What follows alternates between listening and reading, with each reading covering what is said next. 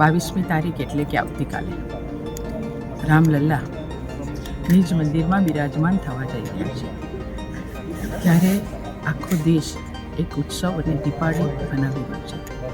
સંસ્કારી નગરી વડોદરામાં પણ અલગ અલગ માધ્યમથી ભગવાન રામની આરાધના કરી રહ્યા છે. વડોદરાનું રંગોળીનું સહજ ગ્રુપ એટલે કમલેશભાઈ વ્યાસ અને એમની ટીમ, એમની સાથે રહીને મેં અહીંયા 60x60ની આ રંગોળી બનાવવામાં આવી છે. આ રંગોળીમાં અયોધ્યા રામ મંદિર છે, રામલલ્લાને પણ બતાવવામાં આવ્યા છે, સાથે દેશના વડાપ્રધાન નરેન્દ્રભાઈ મોદીજી પણ છે.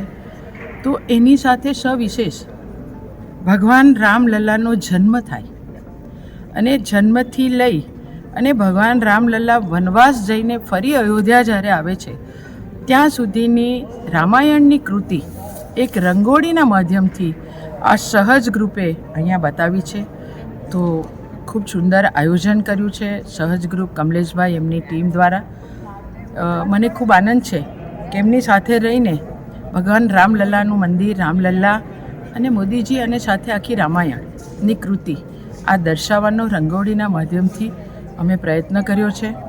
આપના માધ્યમથી આવતીકાલે અમે સવારે 9 વાગે ખુલ્લું મૂકવા જઈ રહ્યા છે.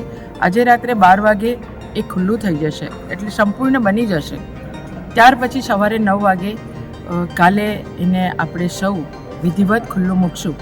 હું વડોદરાની અને જિલ્લાની તમામ લોકોને આ રંગોળી અને ભગવાનના દર્શન કરવા માટેનું ચોક્કસ આમંત્રણ આપું છું. अब खबरों से लगातार अपडेट रहना हुआ आसान.